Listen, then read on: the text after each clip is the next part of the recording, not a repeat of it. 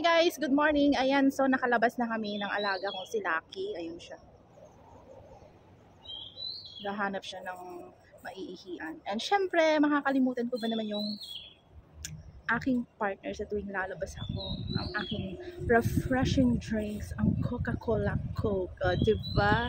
So, ito, partner ko to sa tuwing lalabas ako kasi sobrang init ng panahon ngayon. Die! Ayan, so ngayon late kami. 11 na kaming nakalabas kasi ewan ko, hindi siya gumising ng maaga.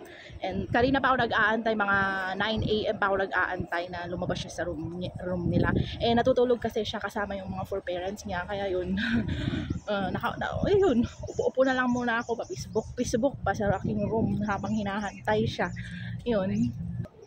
And syempre wala na akong ibang gagawin kasi nakapaglaba na ako, nalabhan ko na lahat, and lahat na rin ng gawain sa bahay tapos ko na. Ayan, so ilalabas ko na lang sana yung si Lucky kaninang mga 9 AM pa sana.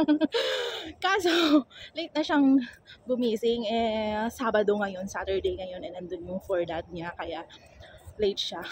Ganoon siya kapag weekend, late talagang gumigising. Yun nga, normally 9 AM nilalabas ko siya. Pero ngayon late na kami. 11 AM na. So, malilate na naman kami magla-lunch ngayon. Ewan ko kung magluluto ako o hindi kasi nag-chat sa akin yung amo ko. Sabi niya, can you help Lucky to take wash today daw? E di sabi ko, okay. So, ibig sabihin yan, pagka uwi namin ni Lucky, paliliguan ko siya. Diba? Once a month ko kasi siyang pinapaliguan. So, pag uwi ko, yan, paliliguan ko na siya. And yun lang ang ganap this morning. So, bye-bye! Ingat kayong lahat, guys!